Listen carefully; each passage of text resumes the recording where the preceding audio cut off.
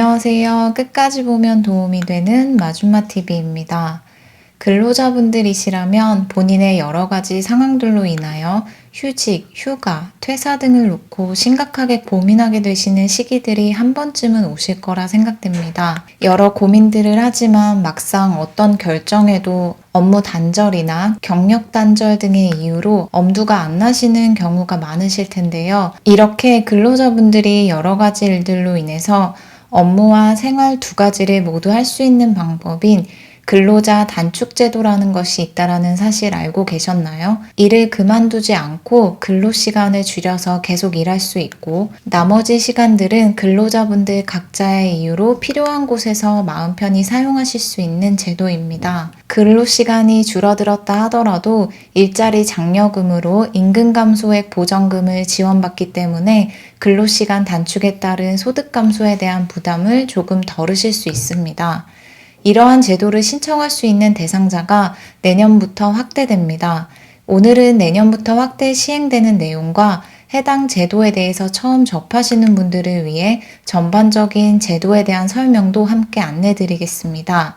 근로자분들, 사업주분들 모두 함께 보셔도 도움이 되실 수 있는 영상이니 오늘 영상을 통해서 조금이나마 도움이 되시는 부분이 있으셨으면 좋겠습니다. 궁금하신 분들은 오늘 영상도 끝까지 봐주세요. 먼저 근로자라면 누구나 신청할 수 있는 근로시간 단축 청구권 제도에 대해서 간략히 먼저 설명드리고 내년에 지원 대상자가 어떻게 확대되는지 이어서 안내드릴게요.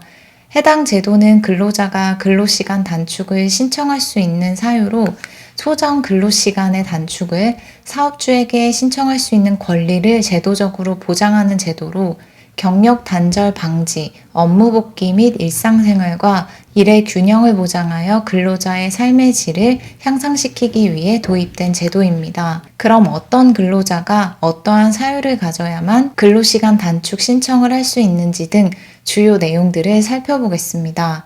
근로자가 근로시간 단축을 신청할 수 있는 사유는 가족 돌봄, 본인 건강, 학업, 육아, 임신 등 다양하며 55세 이상이신 분들은 은퇴 준비를 위해서도 신청하실 수 있습니다. 가족 돌봄으로는 가족의 질병, 사고, 노령으로 인한 간병활동, 본인의 건강은 질병이나 사고로 인한 부상, 정신건강 및 체력 회복, 학업은 자격 취득, 근로자 자율적 직업훈련 및 학교 정규 교육과정이 해당됩니다.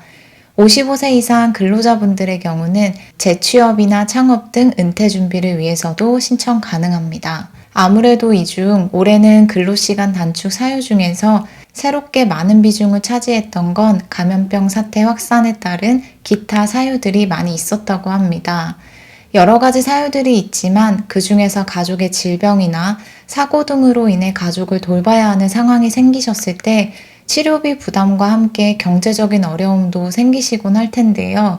이럴 때 가족 돌봄을 하면서 일을 그만두지 않고 일을 줄여서 계속 할 수 있다면 돌보는 가족 입장에서는 경제적으로 많은 힘이 되실 수 있을 것 같습니다. 편히 간병도 하시고 일도 하실 수 있는 이런 제도들을 잘 이용해 보시면 좋을 것 같습니다. 근로자는 이러한 사유들로 사업주에게 근로시간 단축을 신청할 수 있고 사업주의 경우는 요건을 충족하는 경우 이를 허용해야 하는 의무가 있습니다. 다만 사업주가 허용하지 않을 수 있는 예외적인 사유들도 있기 때문에 같이 기억하시면 좋을 것 같습니다. 허용 예외 사유입니다. 계속 근로시간 6개월 미만인 근로자가 신청한 경우, 대체 인력 채용이 곤란한 경우, 업무 성격상 근로시간 분할 수행이 곤란한 경우 등 그 외 허용 예외 사유들이 있으니 화면을 참고하시면 됩니다. 근로자는 근로 단축 시간을 주당 15시간 이상 30시간 이내 범위에서 신청할 수 있습니다.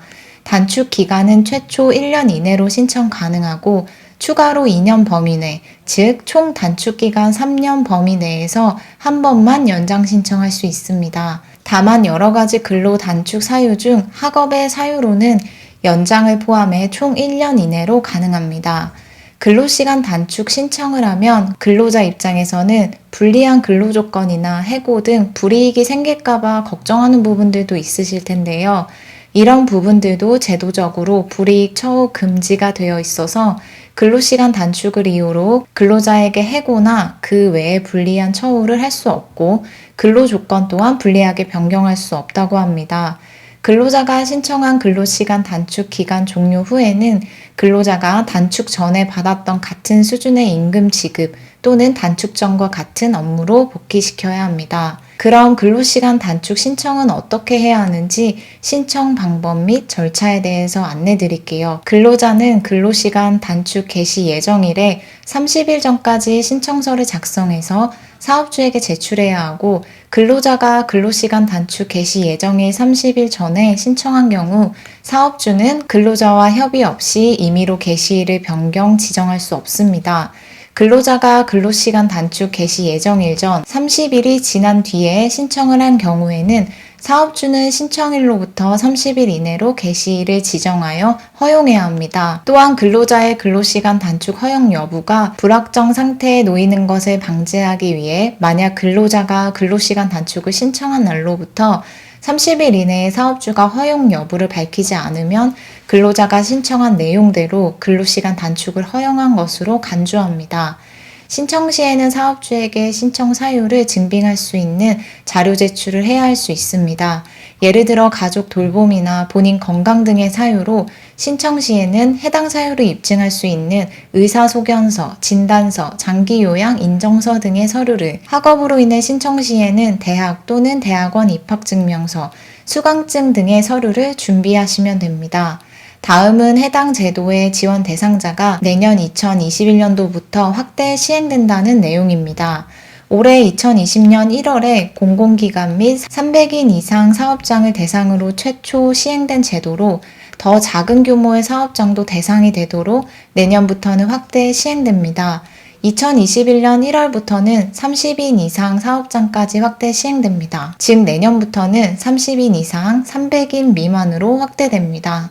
이렇게 사업장 규모별로 2022년까지 단계적으로 확대 시행될 예정이라고 하는데요. 내후년 2022년에는 1인 이상 사업장까지 확대될 계획이라고 하니 작은 사업장 규모까지도 확대 시행될 수 있다고 합니다. 이렇게 근로시간 단축을 신청함으로 소득 감소 및 인사, 노무 등으로 인한 부담을 덜기 위하여 정부에서 임금 감소액 보전금, 간접 노무비, 대체 인력 인건비 등 일자리 장려금을 사업주에게 지원합니다. 근로자는 사업주를 통해서 임금 감소액 보전금을 지원받을 수 있는데요. 임금 감소액 보전금은 1인당 월 24만원에서 40만원 지원합니다. 사업주가 시간 선택제 전환 근로자에게 근로시간 단축으로 인해 시간 비례로 줄어든 임금보다 더 많은 임금을 지급한 경우 범위 내에서 보전금 지급 기준에 따라 임금을 지급합니다. 보전금 지급 기준은 전환 후 소정 근로시간이 주 15에서 25시간인 경우는 1인당 지원금액 한도는 월 40만원, 주 25에서 35시간은 월 24만원 한도입니다. 임금에는 소정 근로시간에 대한 근로의 대가로 지급하는 일체 금품으로 상여금, 수당, 식비, 교통비를 포함합니다. 그 외에 간접노무비 1인당 월 20만원, 대체인력 인건비 월 60만원, 대규모 기업 월 30만원 한도로 최대 1년간 사업장에 지원됩니다. 근로자분들은 이런 제도가 있는지 모르고 여러 가지 개인적인 상황들이 생기셨을 때 일을 그만두는 방법만 생각하시는 것보다는 근로시간을 단축하면서도 정부 지원으로 사업주를 통해서 임금 감소액 보전금을 지원받을 수 있다는 것을 미리 알고 계시면 좋을 것 같고요. 더불어 사업주분들의 경우도 근로자의 고용유지 조치로서 인사 및 노무 부담을 덜기 위해 간접노무비, 대체인력 인건비를 정부에서 지원받을 수 있는 해당 제도에 대해서 잘 알고 계시면 좋을 것 같습니다. 내년부터는 30인 이상 사업장까지 확대 시행된다고 하니 더 많은 사업장들의 근로시간 단축 신청이 증가하지 않을까 싶습니다. 오늘 영상도 끝까지 봐주셔서 정말 감사합니다. 구독과 좋아요, 알림 설정 꼭 부탁드리고요. 내일부터 시작되는 주말도 건강히 잘 보내셨으면 좋겠습니다. 좋은 하루 되세요. 감사합니다.